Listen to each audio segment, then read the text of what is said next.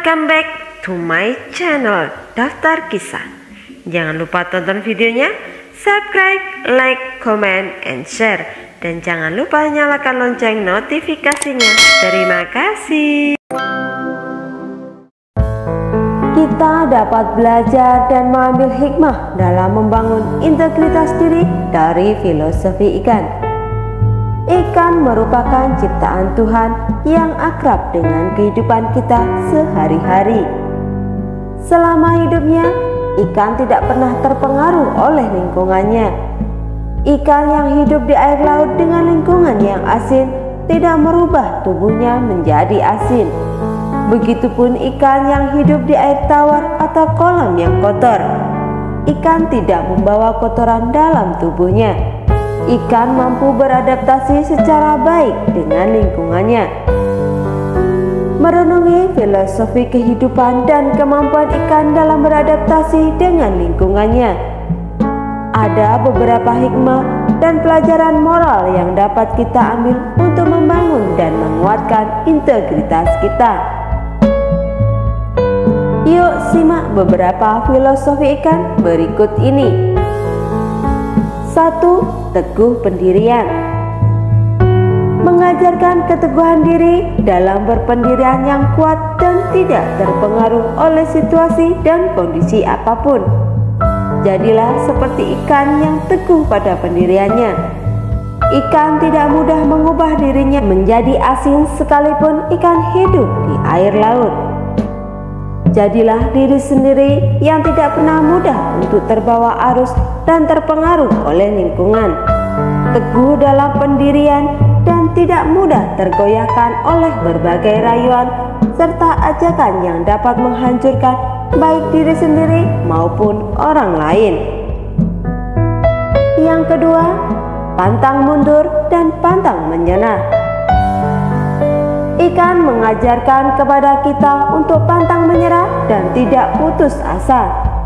Dengan demikian, dalam hidup kita harus pantang menyerah selayaknya ikan. Sikap yang pantang mundur dan pantang menyerah akan membawa masa depan kita ke arah kesuksesan dengan lebih pasti.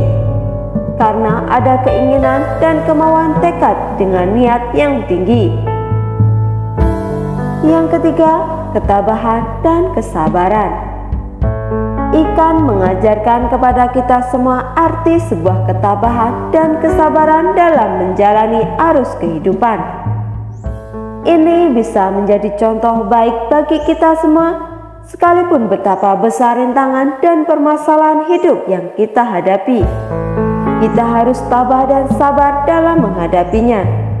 Hadapi dengan penuh semangat juang yang tinggi segala permasalahan hidup yang membelenggu kita.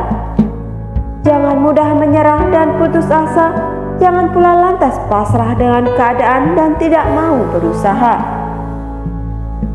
Yang keempat, migrasi. Mengajarkan kepada kita ketika kita sudah tidak nyaman dalam menghadapi sebuah permasalahan hidup. Tidak ada salahnya untuk sharing kepada orang lain. Tentunya hal ini dilakukan untuk pengembangan diri ke arah yang lebih baik. Hal ini pula sering kita jumpai yang terjadi pada ikan. Apabila terdapat kolam yang lain terletak berdampingan, tak jarang ikan yang merasa sudah tidak nyaman akan berusaha pindah ke kolam satunya. Yang kelima, bergerak maju. Tidak dapat dipungkiri lagi, bergerak di dalam air tentu bukan hal yang mudah. Akan tetapi, ikan mampu bergerak maju meskipun harus melawan kuatnya arus. Hal inilah yang harus kita terapkan dalam hidup. Sekeras apapun rintangan dan masalah yang sedang dihadapi, kita harus terus bergerak maju dengan tekad dan semangat yang kuat. Yang keenam, memahami kodrat. Pendaki laut memiliki tantangan yang luar biasa dahsyatnya, namun ikan sama sekali tidak iri dan memiliki keinginan untuk pindah ke daratan. Mereka tetap merasa nyaman di dalam air sesuai dengan kodratnya. Dengan demikian, kita dapat mengambil pelajaran bahwa kita tidak perlu merasa iri dengan kesuksesan orang lain.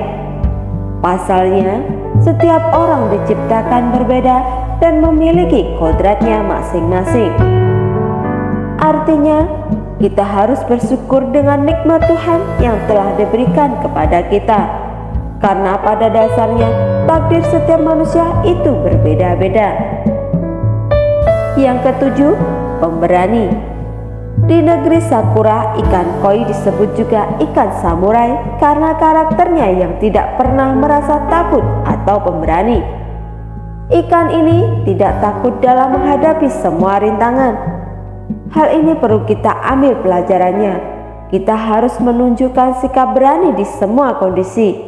Namun tentunya kita harus tahu waktu, kapan harus bersikap jadi pemberani dan tahu kapan harus bersikap lembut.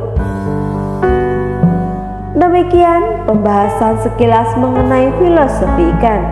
Petik hikmahnya sekiranya dapat memberi manfaat bagi sahabat Deka semuanya. Terima kasih telah bersedia menonton dan jangan lupa subscribe. Terima kasih.